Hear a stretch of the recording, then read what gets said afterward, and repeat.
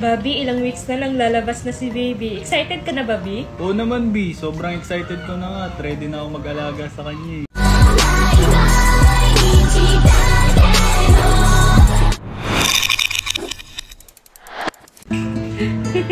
Bobby, ilang weeks na lang lalabas na si baby. Excited ka na, Bobby? Oo naman, B. Sobrang excited ko na nga. Ready na ako mag-alaga sa kanya eh. Ay, teka lang, B. Di pa pala tayo nakakabili ng gamit ni baby. Ay!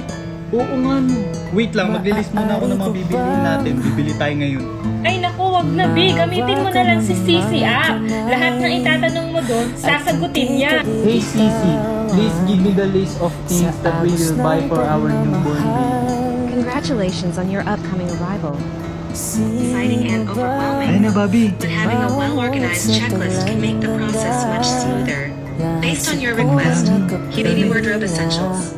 Onesies. Opt for onesies with envelope folds at the shoulders and... O yan na, Bobby. May listahan ako ng mga bibilin natin. Tara, shopping na tayo. Sabi sa'yo eh, hindi ka na nahirapan. Kahit voice search or chat, maaasahan talaga yan si Sisi app. Ayun guys, natapos lang namin maligo. Ayan, pinapatuyo ni Bobby yung buhok ko. Siya lagi nagpapatuyo ng buhok ko.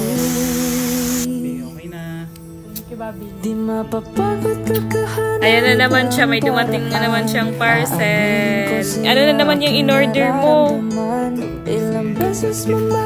Ano yan? Ba't nag-order ka na naman? Naubusan ka na agad? Wala ka ng ganito. Last mo kasi magsabon. Ayaw mo pa akong bigyan.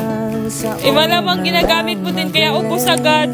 Nga tama yan, mag-check out ka ng sayo. Alam mo bang hindi madali sa aking maiwanan mag-isa, lalo na sa panahon na kinakailangan pa kita. Wala na ba akong halaga para putulin ang bigla? Hindi na ba mababalik ko sa tayo nagsimula? Alam mo ba ang kakarapin mag-isa kung ang kinakatarot, bigla nang dumating na hindi ko inasahan na mawawala na lang ng biglaan ka sa aking paningin.